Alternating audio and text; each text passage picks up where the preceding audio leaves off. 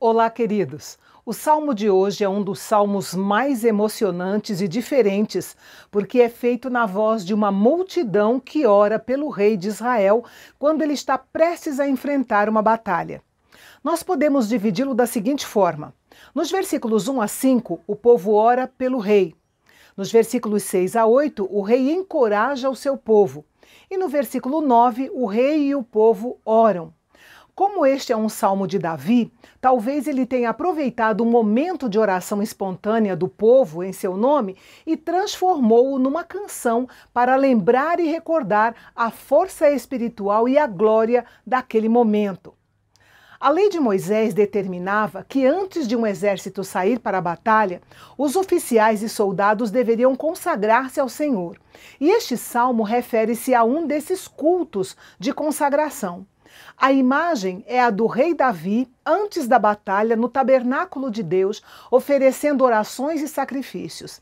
A multidão que o observa responde à oração do rei com um clamor, pedindo ao Senhor que responda às orações do rei e que o proteja dos seus inimigos. O sacrifício mencionado no versículo 3 era normalmente feito em momentos importantes, como na véspera da batalha, por exemplo. Esta é uma oração para que o Senhor veja e receba os sacrifícios que o rei Davi fazia antes da batalha.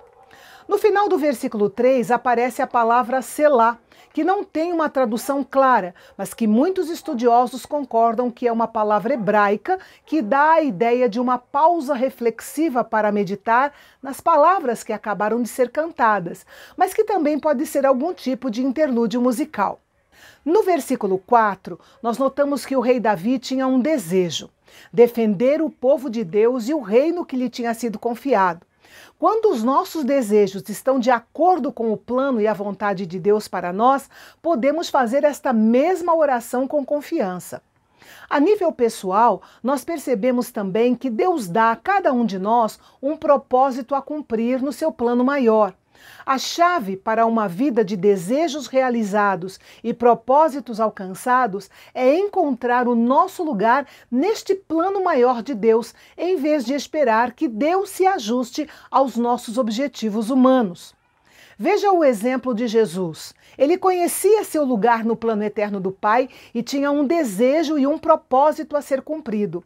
Isso é demonstrado pela sua oração em João capítulo 17, quando ele diz: "Eu te glorifiquei na terra, terminando a obra que me destes para fazer."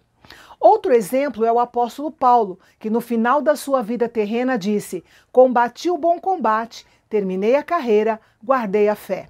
O versículo 5 é a parte central do salmo, uma declaração confiante da vitória antes mesmo da batalha começar.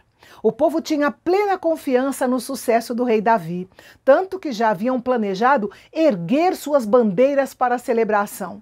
Erguer as bandeiras significava a vitória de Deus sobre os inimigos, uma manifestação de Jeová Nissi, o Senhor é a nossa bandeira. Dos versículos 6 a 8, vemos o rei Davi encorajando o povo, expressando a grande confiança de que Deus responderia às orações do seu povo. No versículo 1, o povo ora dizendo: "O Senhor te responda." E no versículo 6, Davi declara: "Ele lhe responderá." O Senhor Deus enviará ajuda de Sião e do seu trono do céu. Na aliança que Deus havia feito com Davi, ele prometeu vitória sobre os seus inimigos, e Davi apropriou-se dessa promessa de fé.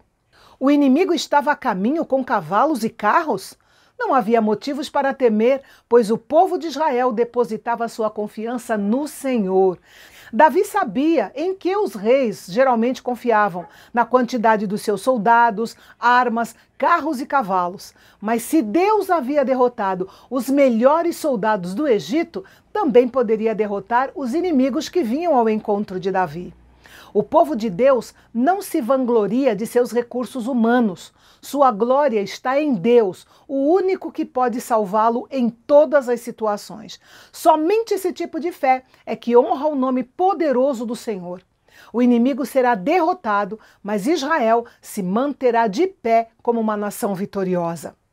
Na guerra espiritual, na qual todos nós estamos engajados, o primeiro passo para a vitória é renunciar toda a confiança na sabedoria e na força humana.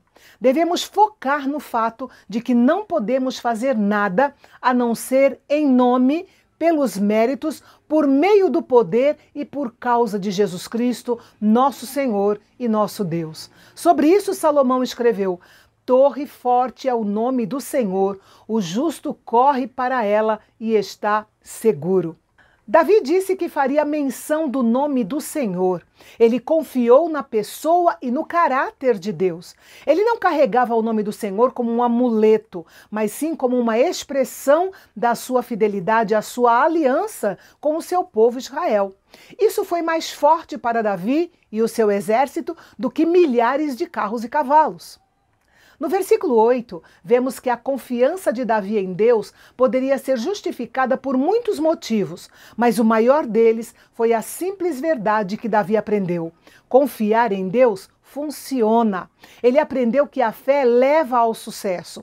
Aqueles que confiaram em carros e cavalos curvaram-se e caíram, mas aqueles que se lembraram do nome do Senhor se levantaram e ficaram de pé. Esta é a linguagem da fé, que proclama não depois da batalha, mas antes dela. E no final do salmo podemos ver Davi, o povo e o exército reconhecendo a soberania do grande rei de Israel. Davi planeja sua estratégia, conforme nós vimos no versículo 4, mas somente o Senhor pode determinar os resultados. O que vimos hoje foi um salmo de clamor pela vitória na batalha. E o salmo de amanhã é um salmo de louvor pela vitória recebida.